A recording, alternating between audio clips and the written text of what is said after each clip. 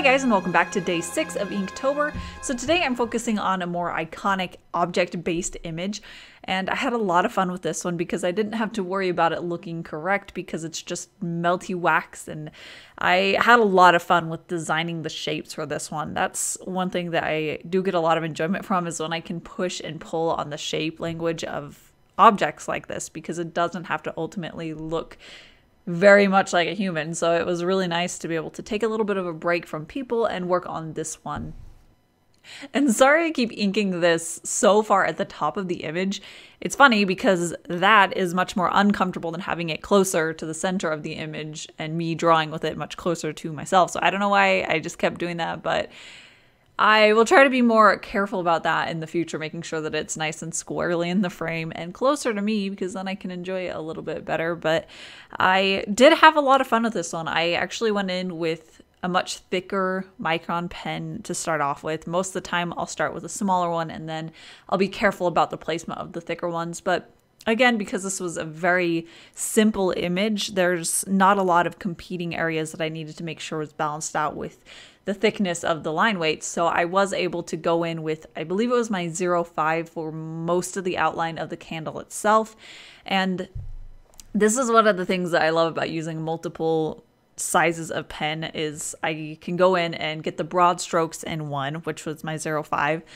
And then after I got that basically there and it looked really rough, I was able to go in with my 0.1 and clean up edges and add really fine lines that accentuated the thicker ones, and that just made it all come together, and it really just nailed the shape language that was happening here. And I always love steps like that, where the step before is rough and unfinished looking, and then you can do that one step and it just all comes together cleanly. But yeah, it's just a process of building together the line work that reinforces itself and gives more details.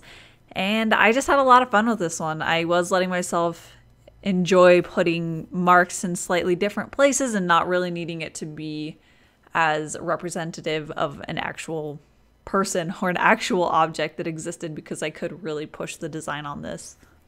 And for the smoke that was coming out of this flame, I pushed the design a little bit. It's not crazy, but that's a design element that's very consistent throughout all of my Inktober so far, and pretty much all of them going into the future. I do want to have that kind of a design element that ties them all together. I am looking for different ways that I can tie them so that they look like they belong together. That is something that I love working off of, and I love figuring those out.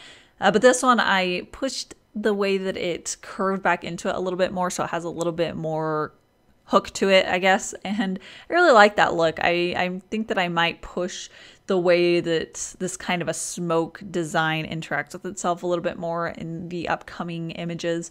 Things that I can push so that they have a little bit more, or a different type of a mood. So maybe I can push it so that it has more of an aggressive, edgy, dark look to it, and others can be a little bit softer and more graceful, if that makes sense. But overall, I really actually love drawing these really long, curving smoke trails. They are very relaxing. And when I got to the adding of the values, I wanted to be very light with the background, because I wanted to be careful that the line work itself from the candle and the candle holder didn't get lost. I've experienced that a couple of times in a few places in my Inktober so far, where I really liked the line work and then it got lost and obscured by the ink that I was using around it. And I really, because this was so iconic and it was this object floating in space, I needed to make sure that the edges were really crisply clean, and I wanted that negative space around it to be really sharply defined. So I did make sure that the outside was very light. I had a lot of fun creating the kind of a texture that was happening, where I focused the Inkwash mostly around the edges of the paper as well as the edges of the circles, but I just created this almost flicking, scrumbling type texture. And then I went back in with a wet paper towel and I just dabbed certain areas up so that it wouldn't be as monotonous throughout that edge. And the flame was the one area that I didn't really have as planned out as I thought I did. I did do a couple value studies before this, just really quick ones to figure it out. But ultimately, when I'm working on a finished one, there's always certain things that I didn't really address in my color comps. And For this one, it was the flame where it was really pale against a still pale background. It looked very lost and it didn't have the same cohesion with the rest of the piece because it was very lightly lined. So I had a few options moving forward, but I actually ended up deciding to make it a black flame, which I really liked. I liked the design element of it and I like where it ultimately ends up. So it goes through a few iterations where I hadn't quite decided how far I wanted to push it. So then I pushed it just a little bit more and a little bit more.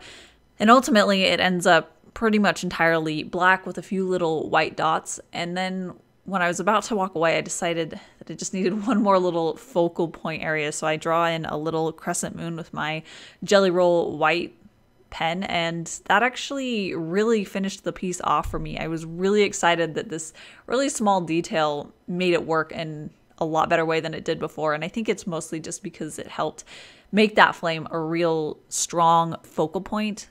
So there was the black and then the white moon, and it gave it a specific object rather than just being this black flame. And it really helped. I liked it. I was a little concerned with it until that point, and that was that one little detail that I was happy with. I also, one final thing that really just finished it off for me was I peeled off the tape and it felt like it was just kind of getting lost and it didn't feel as impactful as I thought it did. So I ended up going back in with my ruler and a micron, and I just gave it a nice thin border around the edge where the tape was, and that just helped contain where the ink wash is in the background, and it made that a little bit more apparent, and it just gave it that strength back that it lost when it became a little bit more unbound. And that is it for today's Inktober. I do post daily Inktober videos if you'd like to see more. Stay tuned for tomorrow and for the rest of October. A little reminder, I do have an art shop, and there's a link in the description as well as in the end card, and that is a great way to support me and this channel and the art that I do. It really does help a lot. And that is it for today, so I'll see you guys at my next one, which is tomorrow. So thanks for watching.